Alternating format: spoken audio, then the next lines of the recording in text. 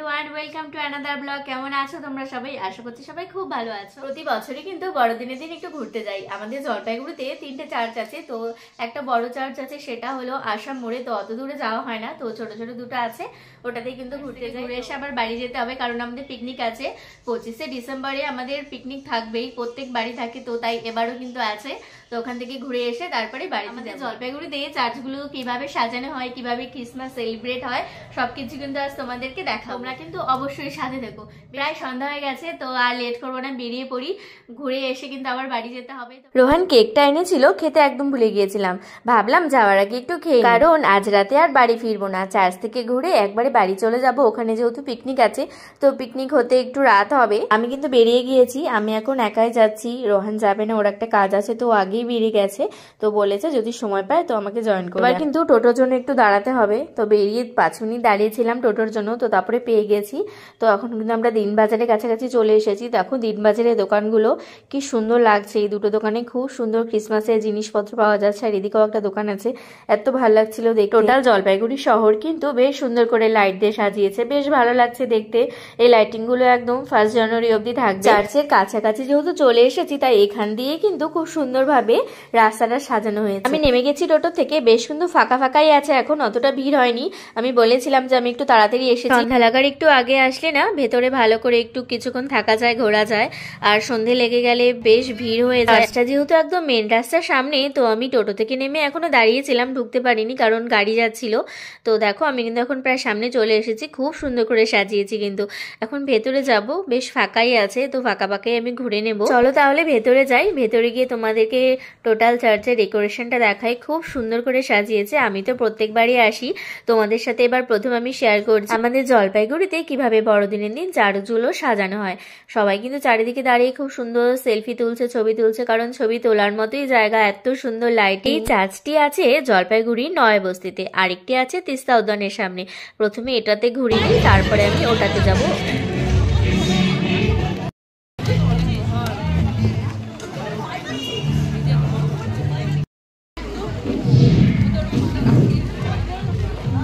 অনেকক্ষণ ধরে নিচে দাঁড়িয়েছিলাম এই সামনেটায় আসবো জন্য, কিন্তু এই সামনে এত ভিড় ছিল যে আসতেই পারছিলাম না। এখন একটু ফাঁকা হয়েছে, তো এখন একটু সামনে এসেছি। এখানে কিন্তু বেশ সুন্দর গান চলছিল। ভেতরটা কিন্তু খুব সুন্দর করে সাজিয়েছে, কিন্তু এবার ভেতরে ঢুকতে দিচ্ছে না।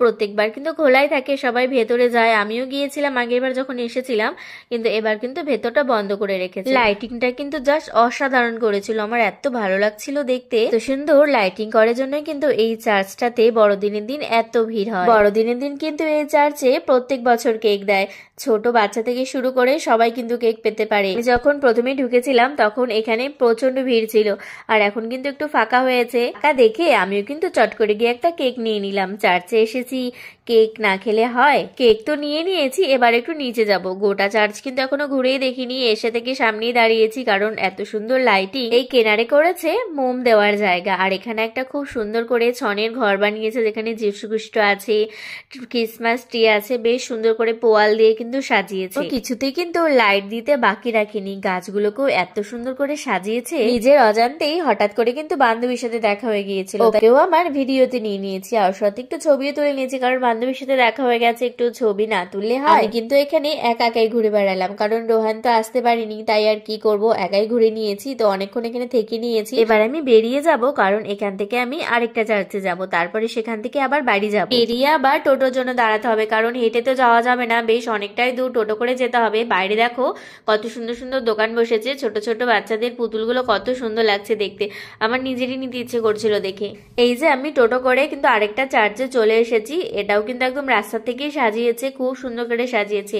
এটার গোটা রাস্তাটা একদম টুনি লাইট দিয়ে সাজিয়েছে। এই চার্চটা আছে জলপাইগুড়ির তিস্তা উদ্যানের একদম কাছে। এই চার্চটা যেহেতু মেন রাস্তা থেকে একটু গলিতে ঢুকতে হয়, তাই সেই গলি থেকে কিন্তু একদম সুন্দর করে লাইট দিয়ে সাজিয়েছে। এই যে দেখো এবার কিন্তু আমরা চার্চের ভেতরে ঢুকছি। চার্চের ভেতরটাও দেখো খুব সুন্দর সাজিয়েছে, টুনি লাইট লাগিয়েছে, আর এদিক দিয়ে সুন্দর করে ঘুড়ি দিয়ে সাজিয়েছে। এই চার্চটাতে দেখতে পাচ্ছ কত ভিড়, আমি কিন্তু একদম রীতিমতো ঠেলে ঠেলে ঢুকেছি। যেহেতু এখানে আস্তে আস্তে একটু সন্ধ্যা হয়ে গিয়েছিল, তাই কিন্তু বেশ ভিড় হয়ে গেছে। আর আগে চার্চে যখন গিয়েছিলাম তখন তো বিকেল বিকেল ছিল, অতটাও সন্ধ্যা হয়নি, তাই বেশ ফাঁকা ফাঁকাই আমি ঘুরে নিয়েছি। দুটো চার্চ কিন্তু একদম দুরকম সাজিয়েছে, খুব সুন্দর। দেখো আমরা কিন্তু চার্চের সামনে চলে এসেছি, কত ভিড় দেখতে পাচ্ছ। ভেবেছি পেয়েছি। এখানে ভেতরে আমি ঢুকবোই, কারণ ওই চার্চে তো ভেতরে ঢোকা বন্ধ ছিল, কিন্তু এই চার্চে কিন্তু ভেতরে ঢুকতে দিচ্ছে। ঢুকতে গিয়ে সামনে চোখে বললো এত বড় একটা ক্রিসমাস ট্রি, আর সামনে দাঁড়িয়ে আছে সান্টা ক্লজ। চলো তাহলে ভেতরে যাই। ভেতরে কিন্তু বেশ ভিড় আছে, সবাই কিন্তু ভেতরে ঢুকছে। ভেতরটা কেমন সাজিয়েছে চলো তোমাদেরকে দেখিয়ে নিয়ে আসি। কারণ আমি তোমাদেরকে প্রথমেই বলেছিলাম যে আমি দুটো চার্চই ঘুরবো, আর দুটো চার্চই তোমাদের সবকিছু খুব ভালোভাবে দেখাবো। এখান থেকে কিন্তু আমার আর কোথাও যাওয়ার নেই, এরপরে কিন্তু আমি বাড়ি চলে যাব। দেখো ভেতরে কত ছোট ছোট বাচ্চাগুলো সুন্দর করে সান্টা ক্লজ সেজে এসেছিল, তারা কিন্তু ছবি তুলছিল, বেশ ভালো লাগছিল। এখন কিন্তু একটা নতুন ট্রেন্ড হয়েছে যে সব বাচ্চাগুলোকে কি সুন্দর সান্টা সাজিয়ে ছবি তুলছে, বেশ ভালো লাগছে দেখতে। আগে চার্চটা কিন্তু অনেকটাই ছোট ছিল, আর এই চার্চটা কিন্তু বেশ বড়। তোমরা দূরের থেকে দেখতে পেলে যে আমি তোমাদেরকে দেখালাম যে কত ভিড়। আর এখানেও কিন্তু দেখো এখানে বেশ বড় মাঠ আছে, তো সেই মাঠের মধ্যেই কিন্তু এই ছনের ঘরটা বানিয়েছে। আর এখানে সবাই মোম জ্বালাচ্ছে, ছোট করে একটা ফুলের বাগান করেছে, দারুণ দেখতে। এত সুন্দর ভোলা কাঁথাগুলো হয়েছে, দেখে মন ভরে গেল। আর কিন্তু দেখার কিছুই নেই, সব কিন্তু দেখা হয়ে গেছে। এখানে কিন্তু আর কোনো কিছু ডেকোরেশন করেনি। সবাই এত লোক যে দাঁড়িয়ে আছে দেখতে পাচ্ছ, সবাই যে যার মতো দাঁড়িয়ে দাঁড়িয়ে আড্ডা মারছে। আর এখানে কিন্তু একটা সান্টা ক্লজ বানিয়েছে, তো সবাই ওখানে মুখ দিয়ে ছবি তুলছে।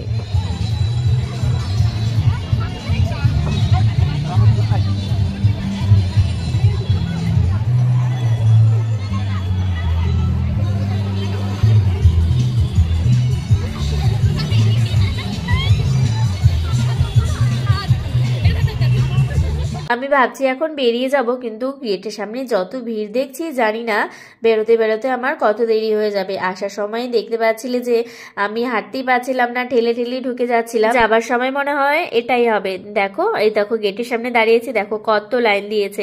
আমাকে আর হাঁটতে হবে না, কেউ আর হেঁটে বেরোতে পারছে না, সবাইকে পেছন থেকে ঠেলে মানুষ বের করে দিচ্ছে। অনেক কষ্ট করে কিন্তু বেরিয়ে এসেছি।